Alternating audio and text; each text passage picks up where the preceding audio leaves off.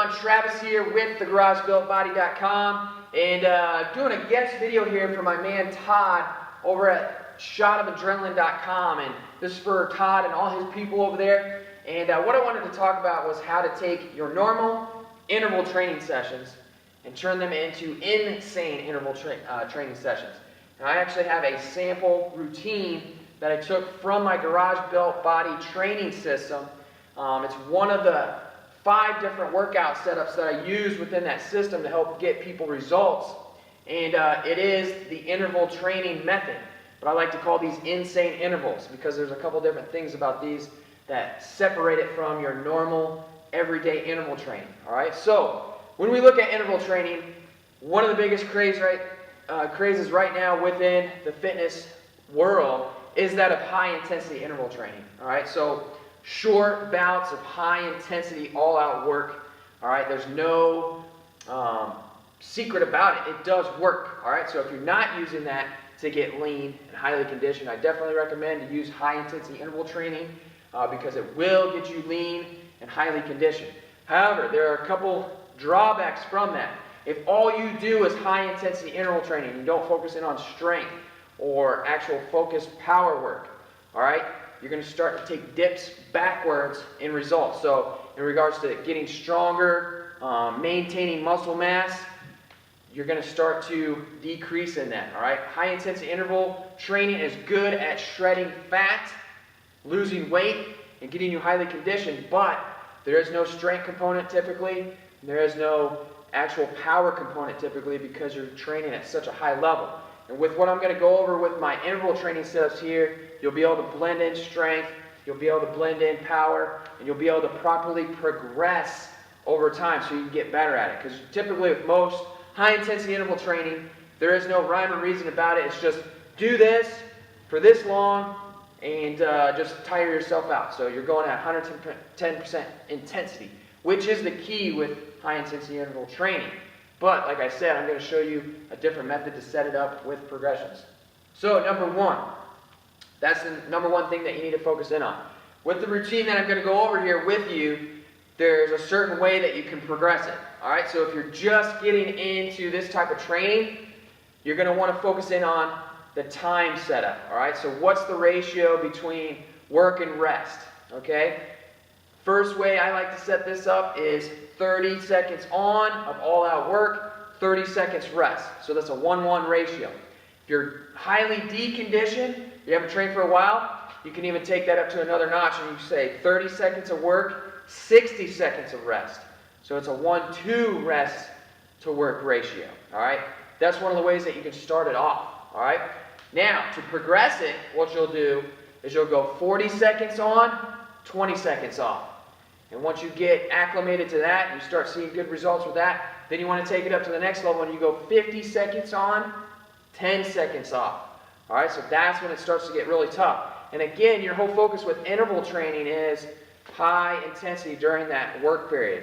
Alright, so if you're somebody just starting off with this, you're not going to want to go 50 seconds on, 10 seconds off. Alright, so that 10 seconds doesn't give you enough time to fully recover, to get back into it and train at 100%, all right?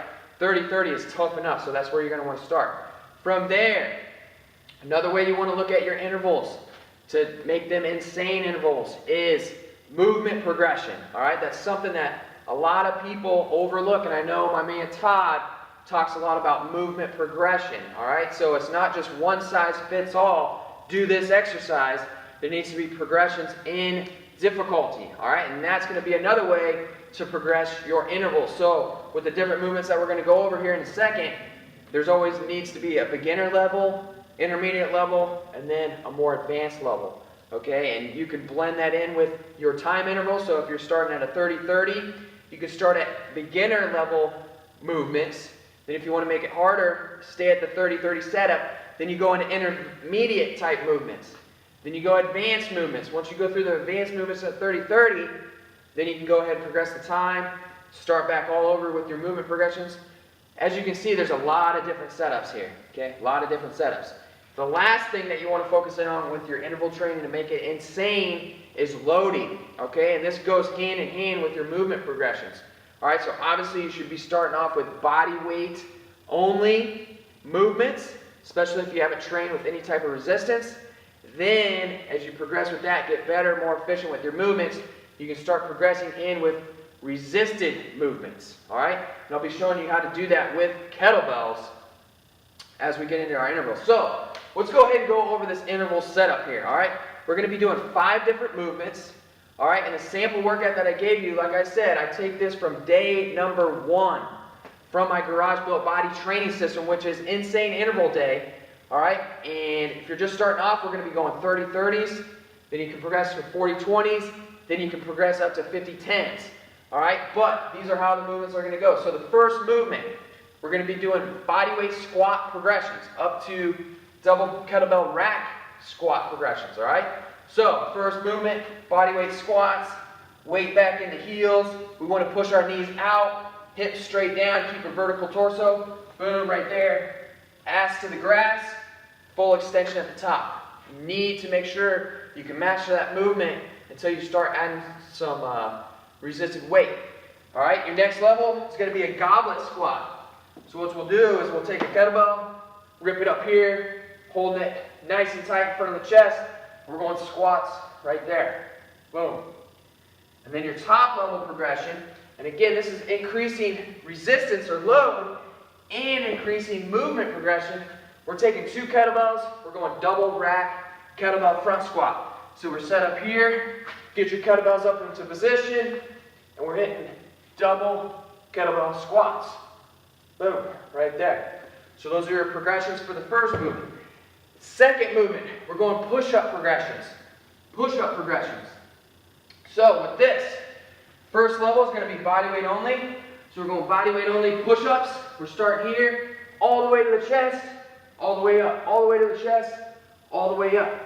And what you want to focus in on with your push-ups is keeping those elbows in tight. We don't want to let those elbows shoot out to the side. Keep them in tight and keep your core tight as well. All right, another progression we can use.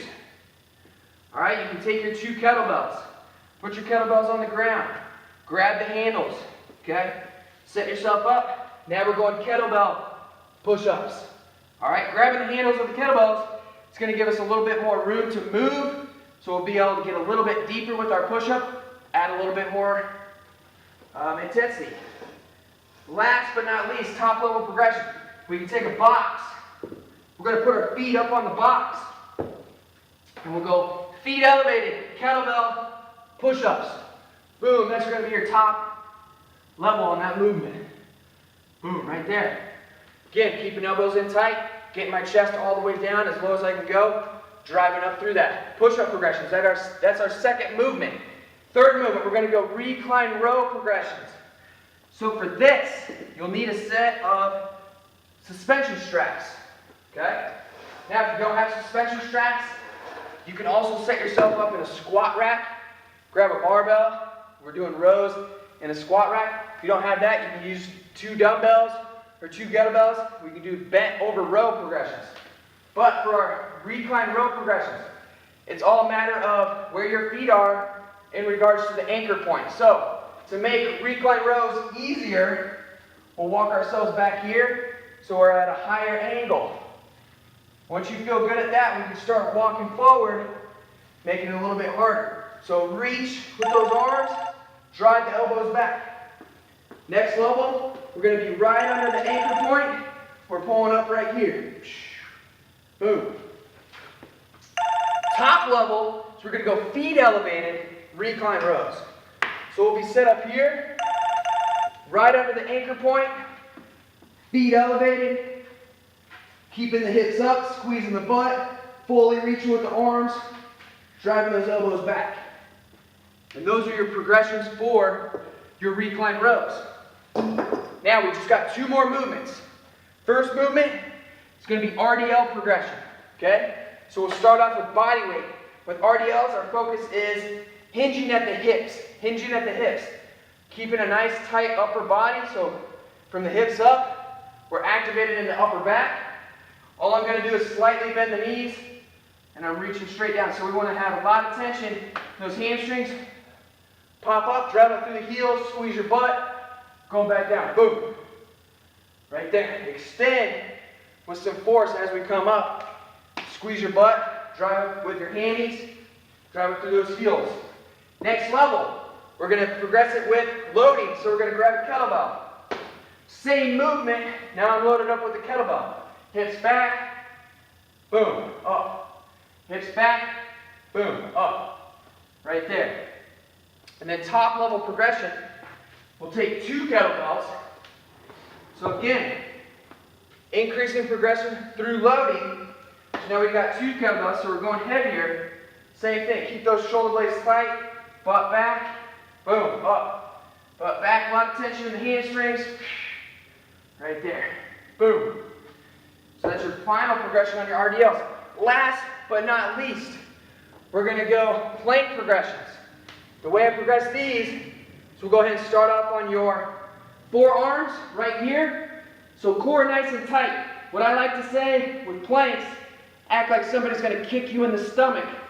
All right, you'll keep your belly drawn in. So we want to be in that hollow position. You don't want to get extended. Okay? Next level on our planks, we'll go ahead and go feet elevated. So elevate your feet up, and we're staying nice and tight right here. Okay? Again, belly drawn in, staying nice and tight. Last but not least, we're going to do something that I like to call plank jack. So we're staying in that solid position. The way we progress this is with movement. With movement, all right? So you'll start off in a plank here, feet together. We're just going to hop out. We're going to be hitting a plank jack, all right? And it may not seem very tough now, but let me tell you, once you get into that interval, you start breathing heavy, you start holding those planks, that's when it gets challenging, that's when it gets difficult, that's when you need to dig in and push yourself, all right?